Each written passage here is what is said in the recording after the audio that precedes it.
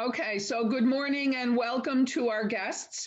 We are privileged to have two wonderful mystery writers with us today, Connie Berry and Grace Topping. I would like to introduce you to them, but first, just a couple of housekeeping things. Please have your microphone on mute while we're having our discussion. If you have any questions that you would like to ask Grace and Connie, you can put them in the chat, or we're going to leave 15 minutes at the end of our hour. So we'll do 45 minutes conversation, then 15 minutes Q&A. You could unmute and ask them at the end. So your choice. So without further ado, Grace Topping is an Agatha Award finalist and the USA Today best-selling author of the Laura Bishop Home Staging Cozy Mystery Series. She's a and IT project manager, accustomed to writing lean, boring documents.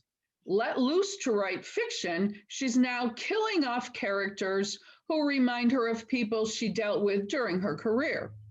She's the former vice president of the Chesapeake chapter of Sisters in Crime, the membership guppy of the Sisters in Crime Guppy chapter, and a member of Mystery Writers of America. Grace, welcome. Thank you very much. Connie Berry is the Amazon best-selling author of the Kate Hamilton mysteries set in the UK and featuring an American antiques dealer with a gift for solving crimes. Like her protagonist, Connie was raised by antiques dealers who instilled in her a passion for history, fine art, and travel.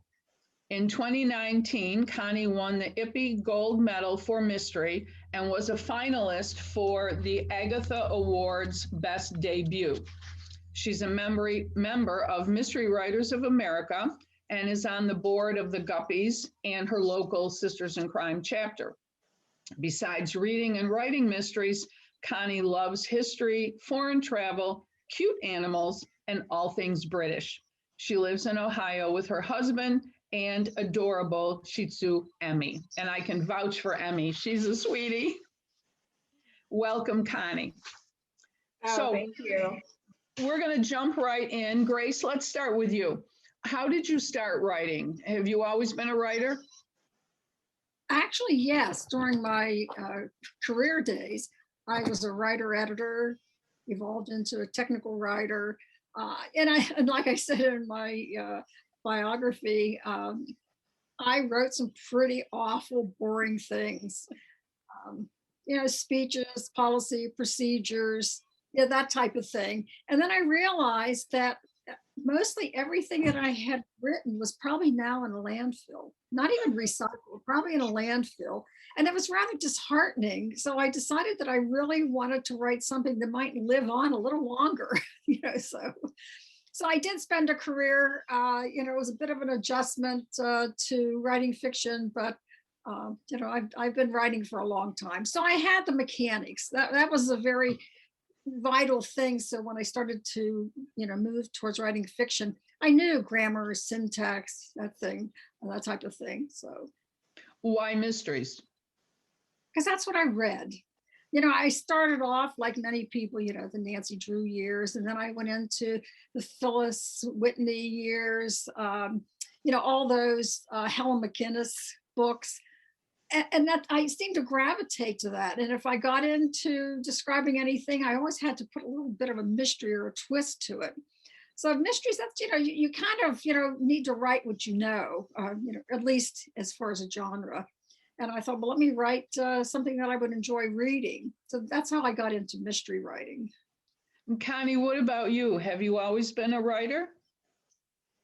Yeah, I actually have. And I think it's pretty common. If you ask almost any writer, have you always been a writer? They will admit to having written stories as children. And I certainly did. My mother was a teacher, school teacher, who retired when I was born. And so I was her student. So I got read to a lot. And I loved stories and I loved books. And so as soon as I could actually write print, I started writing my own stories, and I would illustrate them. I'm not an artist at all, but I did that. And my mom also was a saver, so I have almost all those stories. And it is kind of interesting to go back because almost every single thing that I wrote has some kind of a mystery. There's a secret or something hidden or some strange thing that needs to be figured out. No bodies, but always a mystery. And I well, think then, those, go sorry. ahead. No, I was going to say, I think those types of things spark a child's imagination. Yeah, they certainly did for me. As an adult, I wrote academically, and then I wrote for some for business and all nonfiction. So I've come back to fiction only relatively recently. So, Connie, tell us about your Kate Hamilton series. My Kate Hamilton series features an American antiques dealer, Kate Hamilton. It's set in the UK. And Kate has a partner in crime, Detective Inspector Tom Mallory. And how does Kate get involved in all these mysteries? I think it's challenging for somebody who has an amateur sleuth to put them in the right place and make all these logical inroads to the mystery. How do Well, you connect with the antiques? Yeah, every book involves some antique of some kind. So Kate is kind of naturally involved in that. But as her mother points out, she just keeps tripping over bodies. So when people start dying at your feet and it's connected with some kind of a mystery and an antique is involved, Kate is just naturally drawn to that. And she has a gift. A gift for noticing details and a gift for making connections between those details. And it's a gift that Detective Inspector Tom recognizes and values. So as an amateur, she can't arrest anybody, but she can sure figure things out, especially things where it's suspicion, not real evidence, and the police aren't really fully engaged yet. Mm. Grace, what about Laura? Well, one thing you have to do, and I know all of you as writers know this, you have to give your character a good reason for being involved in the murder investigation. I've read a few books where you had the main character who just jumped into any investigation, because she was motivated by the excitement of it all. Well, it's not realistic and it's not a very good approach for at least cozy mysteries. So you have to have either someone close to her accused of the murder or she herself be involved. So, that's one of the most important things, give them a good reason for being involved. Otherwise, you lose credibility with your readers. That's a good point. So tell us about your series. Why staging, by the way? That's an unusual, amateur sleuth. You don't see too many stagers. Well, that was purposeful. When I decided I was going to write a cozy mystery, I was told that I needed a hook. And I thought, good first line. And I wrote what I thought was a hook, to hook someone who opens up the book and starts reading the first line. And I was told, no, a hook. Okay, well, maybe an intriguing mystery. So I decided to have a body fall from the laundry chute and land at the feet of my main character. And I said, well, that's really good, but that's still not a hook. And I'm like, well, tell me, what is this hook? And I discovered, through, talking to many people that for cozy mysteries, it was the business or interest of the main character. And they advised me to pick something that I would be interested in because you're going to spend a lot of time with that, if to sustain it, through a series. And I thought, okay, now what is it that I wasn't, a great baker. I wasn't a dog walker. I didn't run a B&B. What is it that I could make my character involved in that I was interested in? I thought, well, I was embarrassed to say, but I watched a lot of HGTV and these programs where they would stage homes or flip homes. And I had gotten so good at it because, well, I watched too much of it. I learned a lot. And I would start helping friends do to their home. So what you're doing is you're giving your friends another set of eyes, oh, if you take that bed and you switch it to the other wall, it's going to be much more effective, and they go, wow, why didn't I ever think about that? So I decided that I would make my main character a home stager because one, I enjoyed it. I knew something about it. I knew how to research it. And two, it hadn't been done before. I had not seen a cozy writer with a home stager main character. Well, unfortunately, it took me so long to get my book written. It was, well, not written, but published. It took me 10 years. Connie and I will tell you, you talk to a lot of mystery writers, they'll say, yeah, I finally got it published after 10 years. And in the meantime, another writer who had already been published, was well known, came out with a series with a home stager. And I was like distraught. I thought, oh, I missed the boat on this. But I had started years before.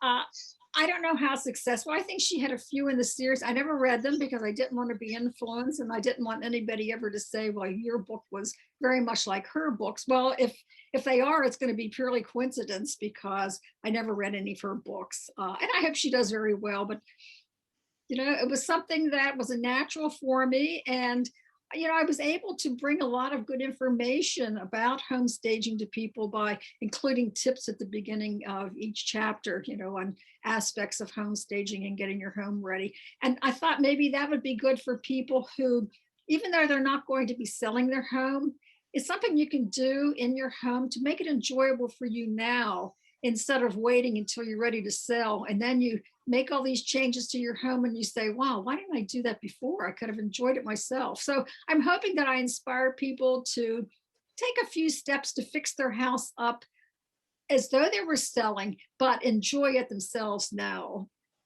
I've heard a number of people say that, not only on HGTV, which I'm addicted to also, but in real life, like, oh my goodness, my house looks so good now, I don't want to sell it, That's a great hook. I think that's a wonderful idea.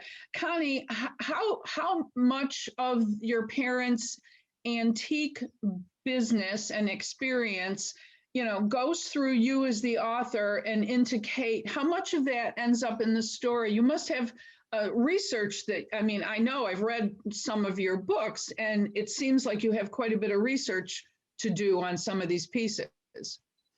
Yeah, I do research.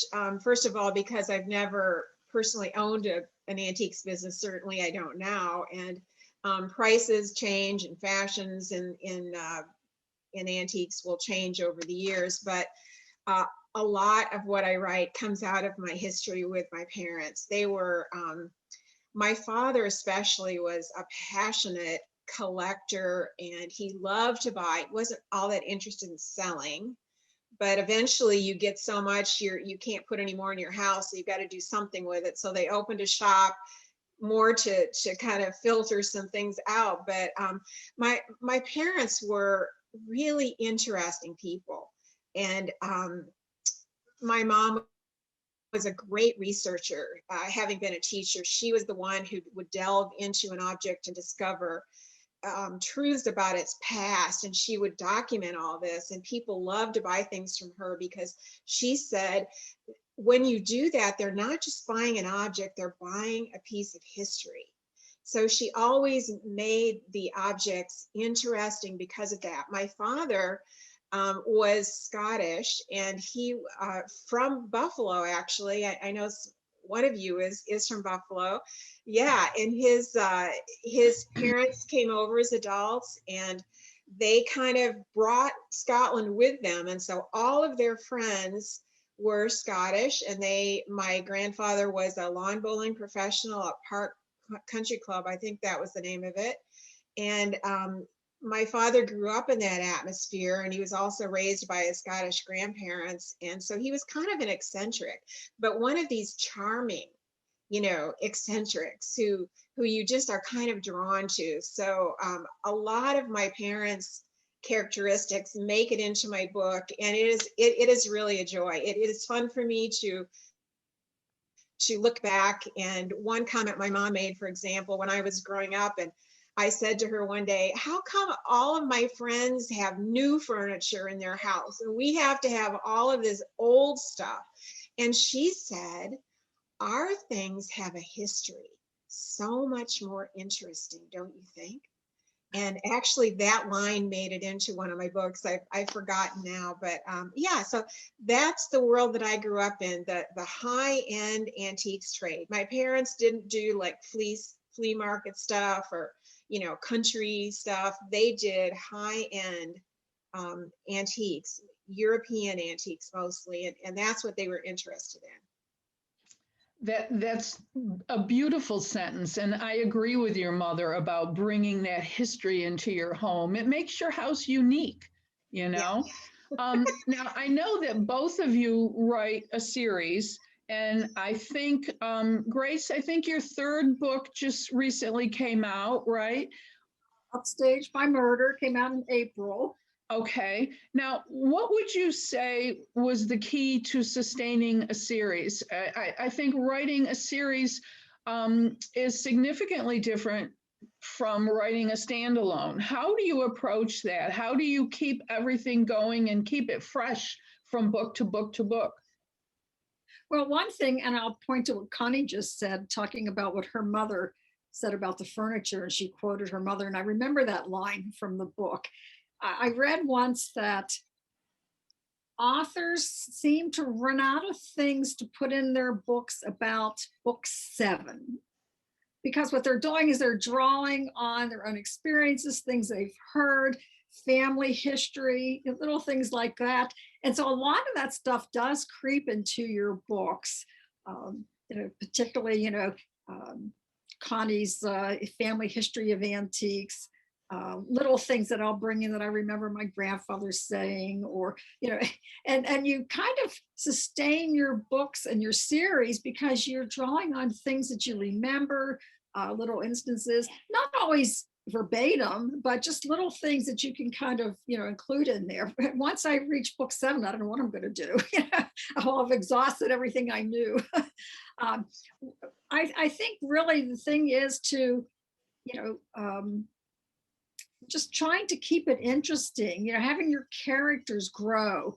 What we do, in a series is you create a series arc. So you plant something in a first book. In my case, it was the lack of my character having a father in her life and the effects it had on her life. And in the second book, a little bit more. In the third book, so you kind of build that arc. So that's a character arc. So if you can kind of plant these things, even though you're not conscious you're planting it, maybe you just come up with the idea of making my child an orphan, but then you see it as the seeds of an arc. So your characters and your readers get interested in your characters as people, maybe not people they know, but sometimes you can create characters that are so realistic that when a book ends, we've all done that. What do they call it? Reading mourning, that people come out of a series or a book and they're in mourning because they've just enjoyed it so much. It's like, you don't want it to end. Well, you want to grab your readers at the beginning of a series so they want to read what is going to happen in the next book. So you plant a few seeds in Connie's book, Tom and Kate's romance or budding romance. You want to see what's going to happen with it as it goes. So that arc, So I think really that's the key to it. You have to make people vested in the characters because otherwise they're not going to follow the series. And the other thing, you have to keep track of what you have in your series. We call a series Bible. You got to record things. You can't have her hair blonde in the first book and then she's a brunette, in the second or whatever. I had her selling her car in the first book to fund having her starting her own business. And I realized in the second book, I was calling a Mercedes and realized, oh no, in the first book, she had sold her Volvo. So you really need to keep track of the stuff. So in the first book, I called the local antique store Antiques and Other Stuff. And I realized in the second book, I called it Antiques and Other Things. And it wasn't until after the second book was published that I realized, I thought, well, I hope nobody noticed that. So not only do you need to keep series Bible, you need to refer to it. So, that's a good point. Connie, how about you? How do you maintain your series? Do you have a character arc for Kate and Tom and the Bible? That's an interesting term. I have that for my series, but I didn't know it was called that. Connie, how do you approach that? Well, I agree with everything Grace said, but you know, having written, now I've written 4 books. My 3rd book just came out June 8th. My 4th book is now with my editor, it's turned in. So I don't want to talk as if I have any vast experience. I haven't hit that book 7, Grace, where all my thoughts just have disappeared. But I really think that it's character. And one of the common remarks that I get from people who write to me or who put reviews online, and I love it, is I really like Kate. You know, Kate is somebody that I would like to be friends with. And I love that because that has to be there in order to sustain the series, but not just the protagonist. I think that it's important to have a small cast of ongoing characters that people are invested in and people love to see the interaction between the characters. And so far in my books, I have, for each book, I've chosen one of the main side characters and had that person come to the forefront and be the main person interacting with Kate. And that has been really fun because then I get to know those characters better as well as the readers get to know them. So yeah, I all that Grace said, I agree with too. And we have, our careers have taken similar paths. So Grace and I are great friends, and we got published around the same time. We've been bringing out books. We are beta readers for each other. So we know what the other one is writing, and it's just it's a blessing to have good friends like that.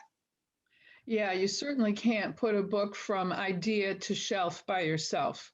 Yeah, we need people. So, let's keep along the same lines. We talked about the character arc and the story arc and the series arc and so forth. So, Grace, how would you describe your writing process? We talk about plotters and pantsers, or in between, or a little of both. Where do you fall? How do you approach each book, or how did you approach the series? Well, I started off knowing nothing about writing fiction or writing mysteries. And I thought, well, I can kind of plod along and kind of muddle my way through and get nowhere, or I can find out how to do this. So I signed up. I just was leafing through a local catalog from my local junior college, community college, and I saw listed there a class online on how to write a mystery or mystery writing. So I took it, and it was 6 weeks, and it was work. But at least I came out of the class with the outline for my book. And so when I did finally sit down to start writing, I could just say, okay, I know what's going to happen in this chapter. And I could just quickly, I just went through the book really fast. Now, I ended up with only 45,000 words at the end. So I knew I had a lot of work to do to get up to, the number of 70 or 80,000 words. But I describe myself as an outliner, a plotter, because having done technical writing, I need to know everything about it. I need to know who the murderer is, why that person was murdered, and an idea of how the main character is going to be able to solve this. I would not start out in my car and try to find my way to New Orleans without having checked a road map or knowing where it was when I got to the end. I need to know those things. And people who can sit down at a blank screen and just suddenly say, well, I'm going to write a mystery and just plod along. Maybe they have it all in their brains before they start, but I couldn't do that. So you ask about my process. I start out with pen and paper. I sit down and I say, after having at least the background for my characters, I now know, I sit down and I say, okay, do I have a glimmer of an idea? In my 3rd book, it was her competing in a competition to become a home staging star. and she's, you know, kind of thrust into this. Okay. So then I looked at all my characters and I said, you know, what is Kate up to now? What is Nita up to now? What is Sister Madeleine? And it just sitting on my screen porch outside, I would just sit and write notes, just kind of prodding my thinking so that I can kind of come up with, you know, something that had a little bit more texture than this happened, this person died, this person, you know, decides to solve the mystery or whatever. So I might fill up a whole notebook, pen and paper, just coming up with things. And then as I start outlining from those notes, I will go back and say, oh yeah, I meant to put that in. And that was a great way of just having something concrete to refer to. Then I follow my outline, but then I become a little bit of a pantser once I have the outline, that if I get to a chapter and something occurs to me, oh, I can just add it. I just go off and add this, or an idea will come to me, but I have the structure. So I don't go off into these holes that I can't dig myself out of. But when I have the whole thing drafted, I can go back and revise and add little bits of texture, or, you know, maybe an aside, you know, a little, you know, subplot here and there. But I definitely am at the beginning plotter. I'm always fascinated to hear about everyone's process, and I wish I were as organized as you are. I try to be, and I end up not being as organized as I want to be at all. Connie, what about you? I started out being a plotter too, and I think that came from writing academically originally and for business. I have actually veered more toward the pantser side.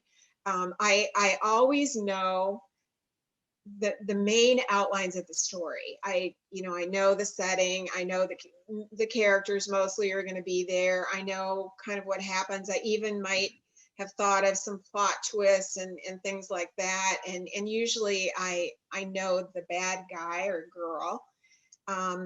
But in this last book that I just finished, which will be out in June of 2022, I went so far toward the pantser that I had nights literally when I would wake up in the middle of the night and I think, I can't do this. It doesn't make sense. It doesn't hold together. I'm not, but interestingly, thoughts would come to me and I solved those problems. And so it was a lot of stress, and I'm not sure I want to go through that again. But I think I really came up with a better story. And that is so often the case, that those ideas that come to you organically as you're writing, even the things that surprise you, in my stories anyway, turn out to be the very best things. And I've told this story a lot, so I apologize if you've heard it, but when I was writing my second book, I was having Kate interview someone about a murder suspect, and the interviewee didn't think that this person had done it. And Kate is saying to him, well, why don't you think so? And I'm just typing along, the dialogue. And then he says, because he's dead. And I just sat back and I go, really? He's dead? And then I thought, yes. And so I had to go back and change things, but that was exactly the right thing. Where I am unlike Grace is that she knows this. In my first draft, I am throwing everything into it, all my ideas, all my possibilities. I mean, it's like hooking lines to a cliff face, and they're all hanging down, and some of them will get woven together. Some of them aren't going to be needed. So I always have way too much. And after I finish, where I've gotten to the very end of the story, it's way too much. It's all a big, huge blob, too many words. Then I kind of feel like I know what the book is about. And once I know what the book is about, then I go back, and the process of turning a blob into a book involves paring down and taking out. And Hank Philippi Ryan said one time, I think it was at Malice, and someone asked her a question, how do you revise? And she said, I take out everything that isn't the book. And I always have it in my mind. So as I go back through and I think, okay, that was interesting, it was fun, but that isn't the book, so I take out everything that isn't the book, and eventually I get down to a book. It's interesting. Go ahead, Grace. I always envy Connie because we're just the opposite. Having been a technical writer, I'm very lean in my writing. And so Connie's always talking about, oh, I have too much and what can I cut? And I'm like, oh, I'm 30,000 words too short. What am I going to do? But I just read as a beta reader, Connie's fourth book. And she has such a complex interwoven plot that I'm astounded. It's like, as I'm reading, because she only sends me bits at a time, and I'm like, where is this going? I need to know. But this latest book, I mean, her plots are always very complex, but this one, I'm like, how is she going to pull this together? And she does beautifully. And I admire her so much for having these wonderful stories and plots that are like so interwoven. You think, how's she going to bring it to the end? But she does very beautifully. Yeah, I agree. And Connie, I like your comment. You're writing, and all of a sudden he's dead.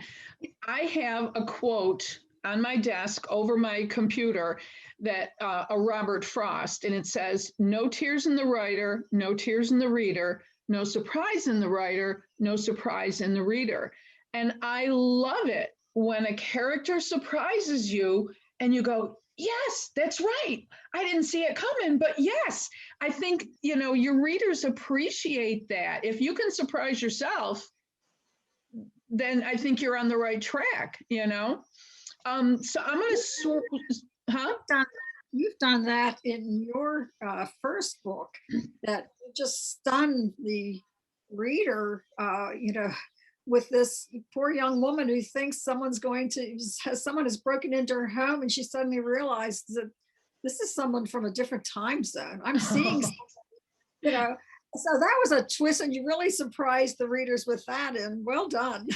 Well, thanks. I appreciate that. Yeah, that was quite the experience. So I'm going to switch gears here and go back to your characters. Writers are always talking about their characters as though they were real.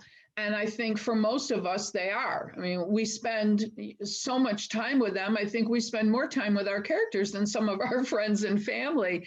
So, Grace, let's throw it to you and say, if you were going to go out to dinner or have a glass of wine or a cup of coffee with one of your characters, who would it be, why, and what would that outing be like? That takes a little thought, because you really like all your characters. But I think if I had to pick just one, it would have to be Sister Madeleine. And for those of you who haven't read my book, I mean, I think there are a couple people in the world who haven't yet, right? Sister Madeleine is a character who makes an appearance, well, off screen. She was Laura's second grade teacher, who noticed that Laura was really neglected at home emotionally. So she this is her first class as a new teacher, and she kind of takes Laura under her wing and then connects her with an Italian-American family, a big family that kind of takes her in and shows her that life can be a lot of fun. So Sister Madeleine has been following her through her life, introduced her to mysteries. They belong to a mystery book club together. And because her mother was kind of just not there, just an unhappy person, very sad, Sister Madeleine kind of filled that gap for her. So she's been a guiding force in her life, and she tells it as it is. At the very beginning, when Laura talks about trying to figure out how to start solving a mystery because her grandmother's begged her to help her free her grandson. The sister says, well, that's admirable, but it's really pretty stupid as well. So she doesn't mince words. So Sister Madeleine would be the one that I would probably want to get to know a little bit better, find out about what motivated her to want to become a nun, and, to become a teacher. what keeps her going every day. She loves her murder mysteries, and maybe one of these days Sister Madeleine may write her own. So I think Sister Madeleine, who's been a wonderful force in Laura's life. But there are a few others that would be really good to have. Like maybe we'll just have a whole crowd come. Yeah, have a dinner party. She sounds like a really interesting character. And she sounds like you can potentially do a lot more with her too in the next books. I have a friend who keeps begging me, here, make Sister Madeleine, much more. And yeah, maybe that's a good idea. I like Connie's method of taking her cast of, side characters and making them the focal point of the next book. So maybe I could do that, so. Yeah, that's a great idea. Connie, which of your characters would you like to spend some time with over a meal or a glass of wine? Well, first of all, I would like to also spend time with Sister Madeleine. She is fabulous. I love her. But in terms of my characters, golly, gosh, there's so many. But I think I would choose a man named Ivor Tweedy. And Ivor is an older man. He's in his 70s. He was in his youth, he was in Her Majesty's Merchant Marine and had all kinds of adventures, which I'll get back to in a moment. But right now he owns a shop on the main street of the village where Kate is staying. And it's called the Cabinet of Curiosities. And he has wonderful objects from the past, from history, from antiquity, antiques. And Kate is now helping him. In this latest book, The Art of Betrayal, he's having bilateral hip replacement surgery. So Kate has agreed to come in and keep his shop running while he is recovering. But he's 5'4". He's a little guy. Barely made the minimum requirement for the Merchant Marine, but in the book, he always is kind of referring to these kind of weird events that happened all around the world, but he never explains them, so the latest one is he said he'd like to relive a day in 1963, and Kate asked him why, and he says, well, I don't have time to go into it, but let's just say it involved a bathhouse in Singapore, a shipment of faulty bath salts, and snakes. And then he goes on. So I would want to sit down with him and pin him down. Yeah, get those stories out. Get those stories. So I don't know if Kate ever will, but he always just throws these things out. He's and reindeer wrestling, and he's defending himself in northern Mongolia from a charge of reindeer wrestling. I mean, it's just like, come on, I have to know the rest of the story. When I've read your first two books, and he is a character who has stood out for me every time. And I love the name of his shop. I want to go in that store and look around. And like you say, I want to know those stories. He just sounds like a really interesting person. I'm going to have one more question, and then we'll see if our audience has some questions. I see one in the chat. You've both been writing now and have been published for a few years. Grace, what advice would you give somebody who's just starting out?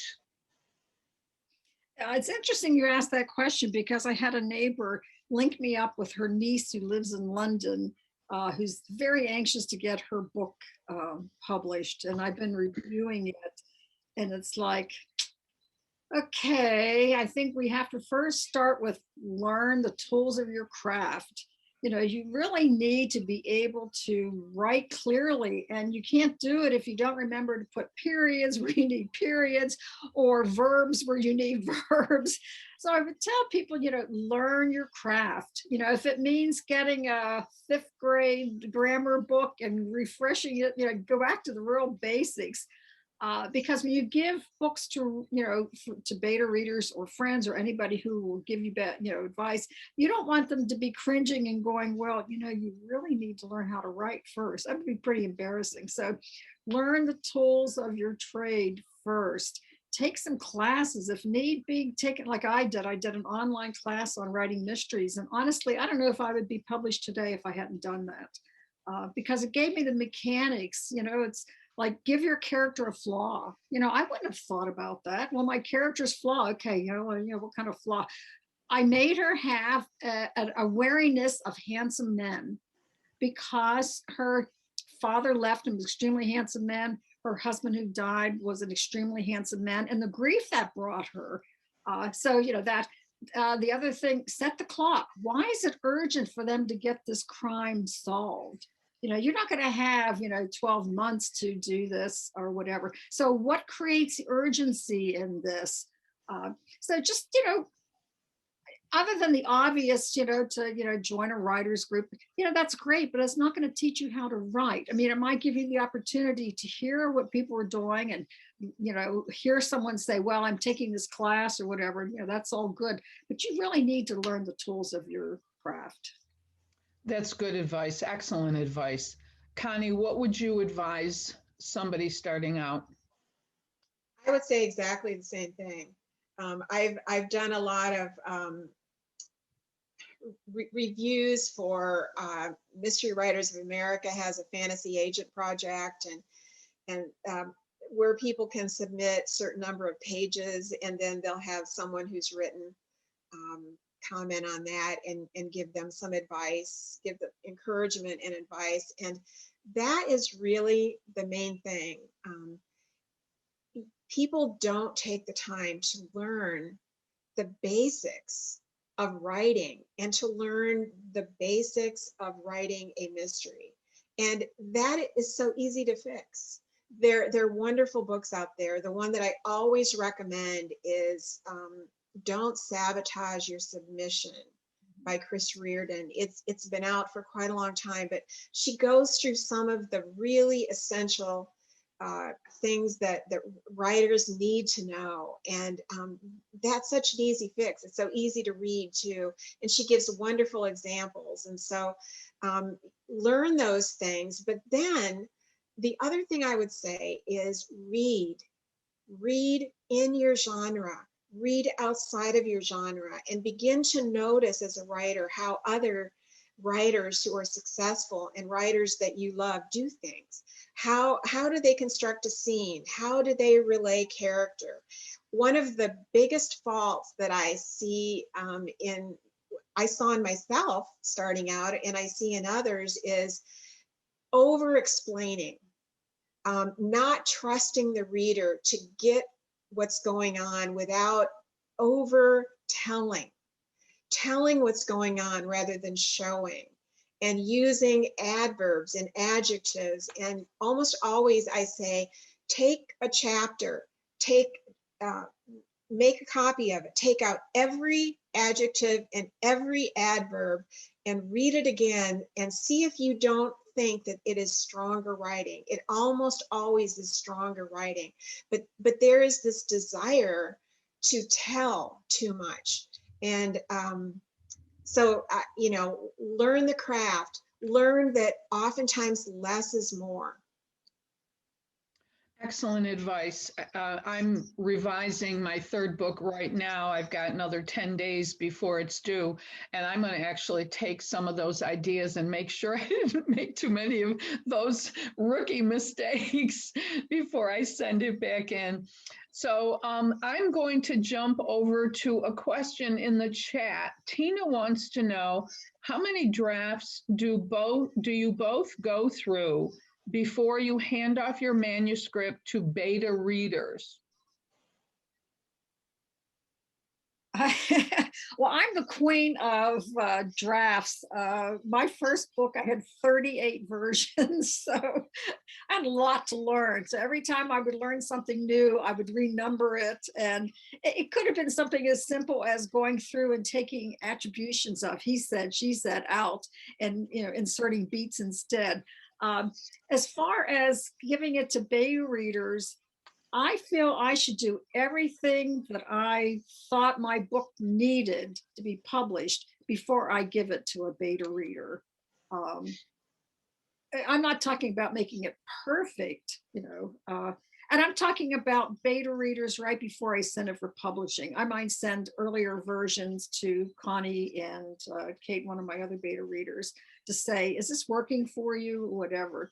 But once I have some, I'm getting ready to send it to my publisher, I send it to 4 or 5 beta readers, one who was, a fan who had written me, and I said, would you like to be one of my beta readers? And she was ecstatic, she was just so excited, and then some, other friends who are writers, maybe not, necessarily mystery writers, but I tried to make it as clean as possible, and send it out, like doing as good a job as I can. I don't want to insult them by sending them something that needs a lot of work. I will tell them that, they will find mistakes, and this is something I'm looking for. But when you give it to a beta reader, one of the key things is to say what you want them to be on the lookout for, because otherwise you'll get something back from some of them will say, oh, this is very nice, I enjoyed it. Well, that's not any help to you, because your book is not ready for prime time yet.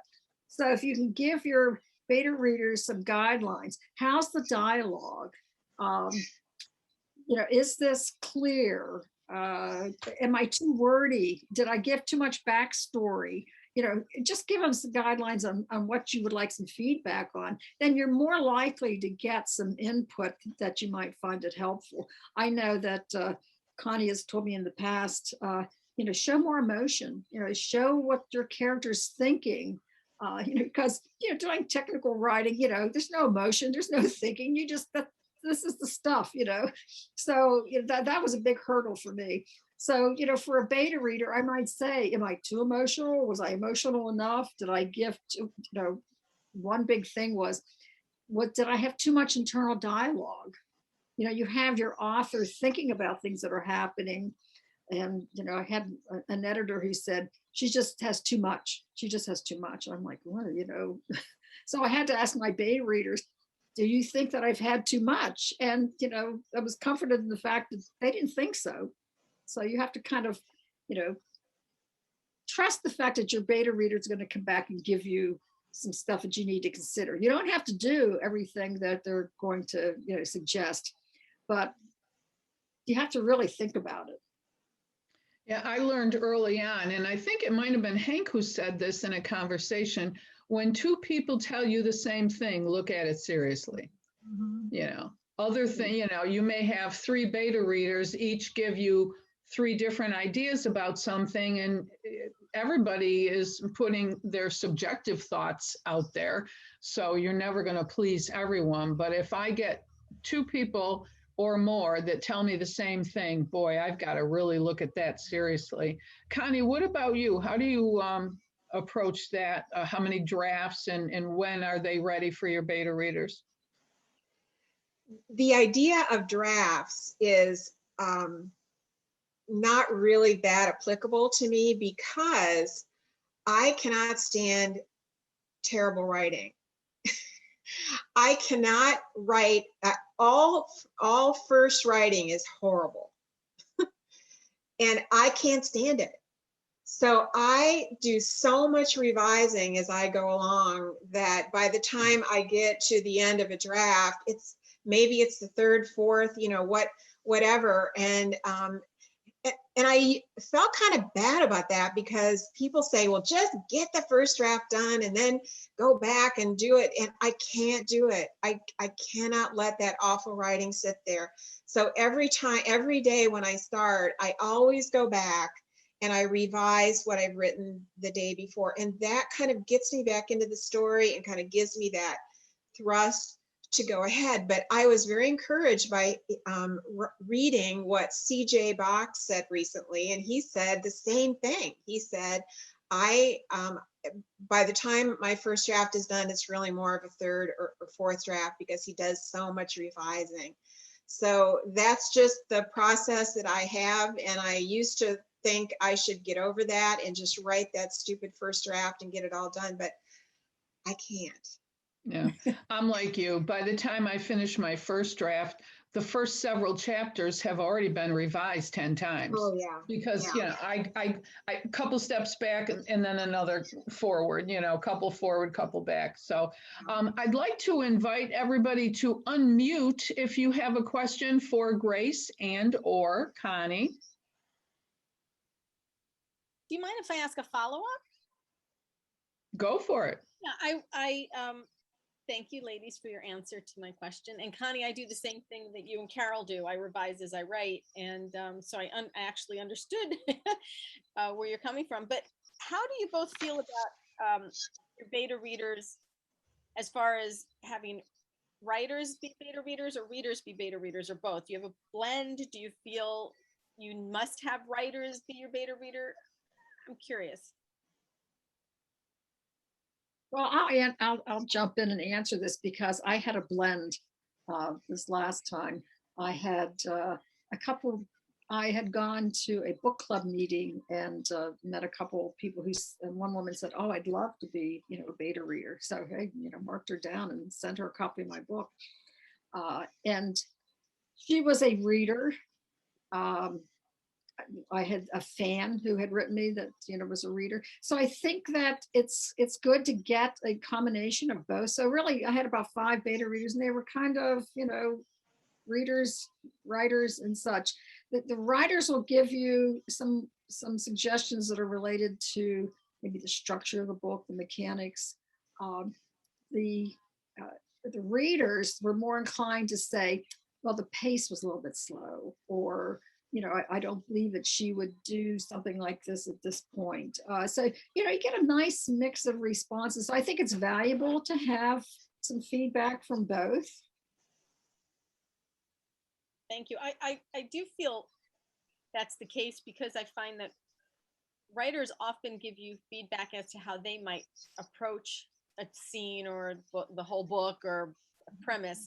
And readers often give you, like you said, things about pacing or whatever. And I also notice that things that bother writers don't bother readers. Like, I'll ask very specific questions about things like head hopping or something, and the readers, they don't see it, they don't care. As long as they like the book, they like the book. And I find that very interesting feedback, and I'm just curious about it, you know, how others approach it. Connie, what do you do about that? Do you have a mix of beta readers that are writers and readers? I should. I don't. I actually have 2 people that I rely on. One of them is Grace, and the other is a good friend, Lynn, who has been a beta reader for Hallie Afron and other people. She is writing also. She is an editor. I trust them. They know what they're doing, and I use what they say, and I trust their judgment. And I also trust them with my work. And I never ever, but I never ever send them the whole book, really. I work in acts, and I have basically a 4-act structure. I don't know, that's just the way my mind kind of works. And so I typically send like Act 1, and then I'll send Act 2. Well, by that time, Act 1's already been revised. So I often have to start out saying, now just remember that now this is the truth, and this. So I kind of feel sorry for them, but they're always, both of them are very gracious and always give me really good advice. And they don't tell me so much what to do as how they've read it and what their thoughts are as they read. Grace is especially good at that. She'll say things like, oh, well, right now I'm thinking that such and such, you know, must be the bad person. And it's so interesting to know what's going on in the mind of a reader. So have you put in your clues? Have you disguised your clues? Have you put the red herrings in so you're fooling people? So I should maybe have readers, and I should think about that. You know, it's interesting that you say that. I have some beta readers that are still working with me, and they started with the very first book. And then I have a very good friend who started with the second. And I think she's more comfortable doing it now. And when she read the third book, I got all her thoughts in the margin. She would say, oh, I love that. Wait, I'm confused. Is it this? And I mean, I was in her head for the entire book. That was invaluable because I mean, her gut reactions, she wrote all kinds of notes and, you know, she even did some smiley faces and some big eyes and I could really see what my words were doing to her. And, you know, I can't wait to turn the page. All right, this is a little slow. Do you really need this? I mean, it was fantastic. Frankie, I just saw your hand up. Yeah, Connie, you mentioned 4 acts. Could you elaborate on that? Because normally we think in terms of 3 acts. I'm curious about how you break it down. Yeah. There are some visuals that I have used. One is the W visual. So it's the first, the second, the third, and the fourth. But the one that makes the most sense to me, it's called the plot clock. It's you can find it online, and it's just like, I'm sorry for the phone in the background. Just kind of like going around the clock. So the first act would be the inciting incident, what happens, and what draws Kate in. Why is she invested? You know, where does she become invested? So that's the first act. The second act is all of her beginning thoughts and confusions and things don't work out and kind of things are going downhill a little bit. Then right where they're, and some other bad things are happening down at the very bottom of the clock, like 6 p.m. Things are kind of at their worst. I mean, I'm not saying that I'm writing to a formula, but it's just like an overall thought. Then something happens to change. Something happens and it changes everything. And it has to change Kate's thinking. And then as she's moving along to 9 o'clock, she is learning things. Things are being eliminated that don't apply, but new things are coming into play. And then in the last act, which is usually shorter, it's that conclusion. It's where all the threads have to come together, and there is that final moment where things are solved, and then there's a little tiny bit of, you know, end. But you know, I don't know that there's one. Well, I don't think that there is one best structure, and structures vary. Certain parts of the book are, you know, longer, shorter, depending on what you're writing. But that just kind of is the way my mind works. And seeing that clock has helped me a great deal. That's terrific. I took some notes just now, and I was thinking of the book that I'm revising, and I think if you have a good structure that does, you know, those elements fall into place as it goes. Why are you interested? And then all the confusion, gathering information, then you're at a low point, and then you break through and get to the conclusion. That all makes sense to me.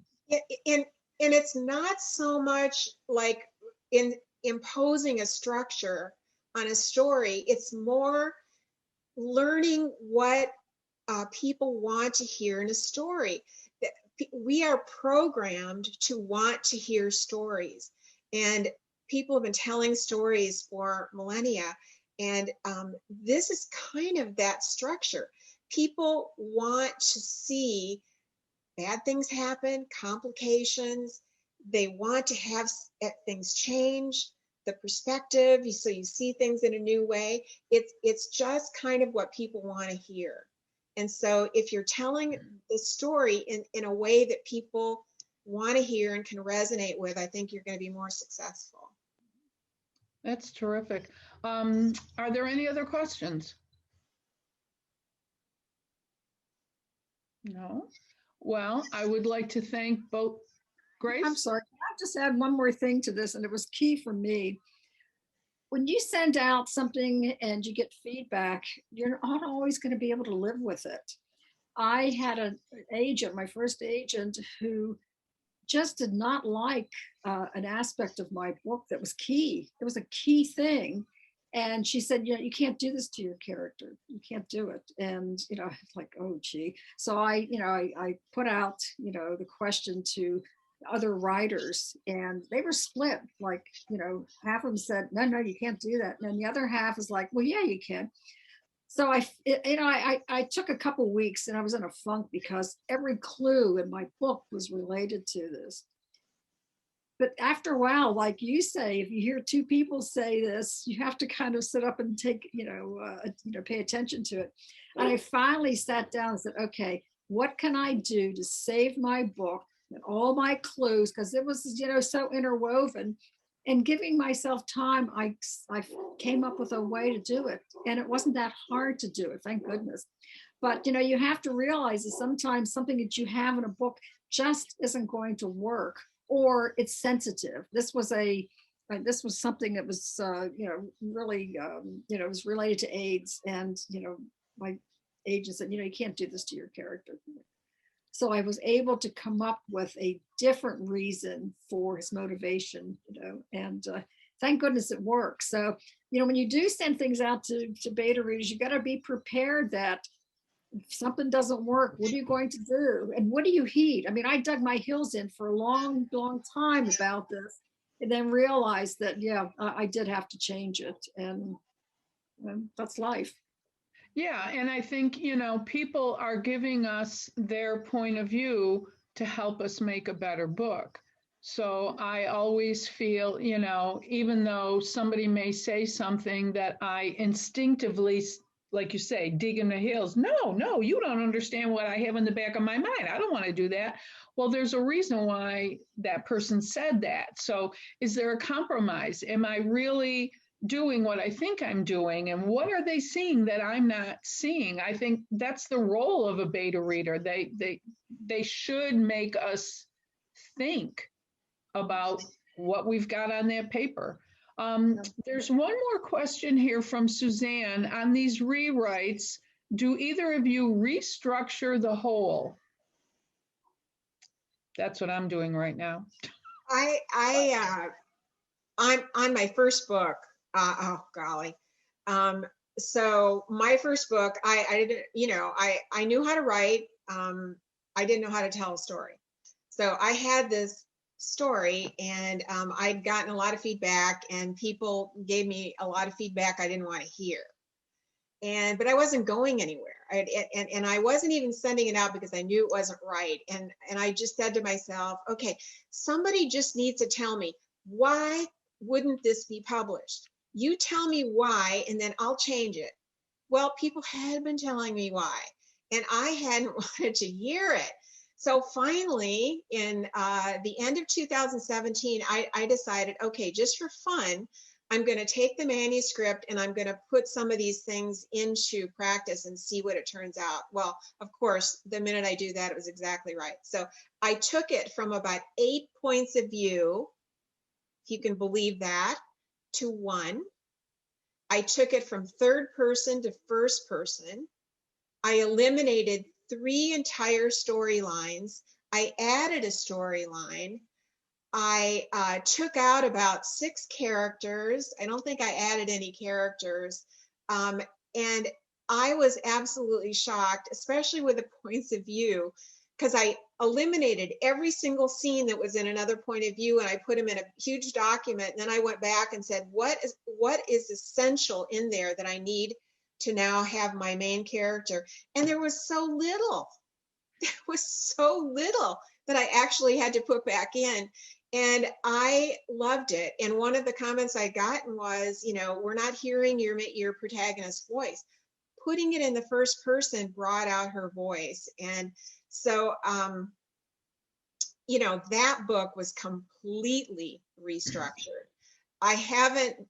Fortunately, I don't have to make those same mistakes again. So I haven't really totally restructured my subsequent books, but they've certainly been revised a lot. And I want to just say one thing about Grace's books, which she has not brought up. They are so funny. Grace is this technical writer, but there is a comedian living inside her. And her books make me laugh out loud. I love the humor in her books. I don't know where it comes from, because she isn't a type of person to tell jokes or anything, but she just is so funny. So because that hasn't come out. I just wanted to say that. Well, after the year and a half we all just went through, we all need a few laughs. So, Grace, I think we'll be having some more readers look into your books for that reason.